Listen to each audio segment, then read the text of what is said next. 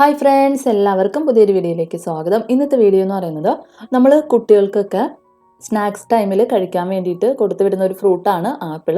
അപ്പോൾ നമ്മൾ apple cut ചെയ്ത് കൊടുത്തു വിടുമ്പോഴത്തേക്കും സ്നാക്സ് ടൈം ആകുമ്പോഴത്തേക്കും ആപ്പിൾ നല്ലതുപോലെ കറുത്ത് പോയിട്ടുണ്ടാവും. അപ്പോൾ ഇനി മുതൽ ഈ ഒരു കാര്യം ചെയ്തിട്ട് നമ്മൾ കൊടുത്തു വിടുകയാണെന്നുണ്ടെങ്കിൽ ആപ്പിൾ ലഞ്ച് ടൈം ആയാൽ പോലും കറുത്ത് പോലെ നല്ല ഫ്രഷ് ആയിട്ട് തന്നെ കുട്ടികൾക്ക് കഴിക്കാനായിട്ട് പറ്റും. അപ്പോൾ അതെന്താണെന്നൊന്ന് നോക്കാം.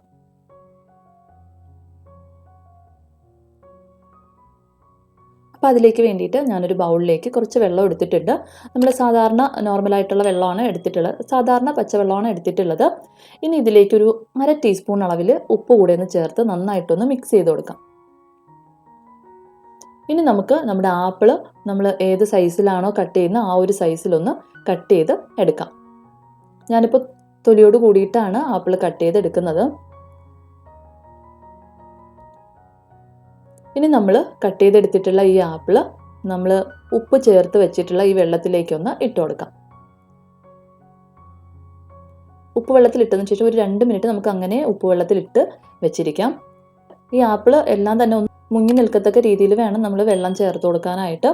ഒരു 2 മിനിറ്റിന് ശേഷം നമുക്ക് ആപ്പിൾ ഇതുപോലെ നന്നായിട്ടൊന്ന് വെള്ളം മാറ്റി എടുക്കാം. ഞാനിപ്പോൾ ഉപ്പുവെള്ളം നല്ലതുപോലെ ഒന്ന് മാറ്റി എടുത്തിട്ടുണ്ട്. ഇനി നമ്മൾ ഇങ്ങനെ കഴിക്കാനായിട്ട് എടുക്കുകയാണെന്നുണ്ടെങ്കിൽ ഇതിൽ ഉപ്പിൻ്റെ രുചി അനുഭവപ്പെടും.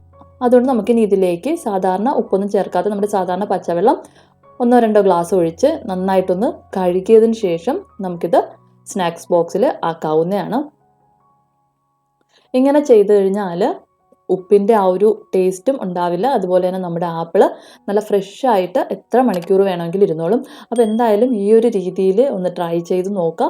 ഇതിൻ്റെ വെള്ളം പൂർണ്ണമായിട്ടും മാറ്റിയിട്ട് വേണം നമ്മളിതിൻ്റെ സ്നാക്സ് ബോക്സിലേക്ക് ആക്കി കൊടുക്കാനായിട്ട്.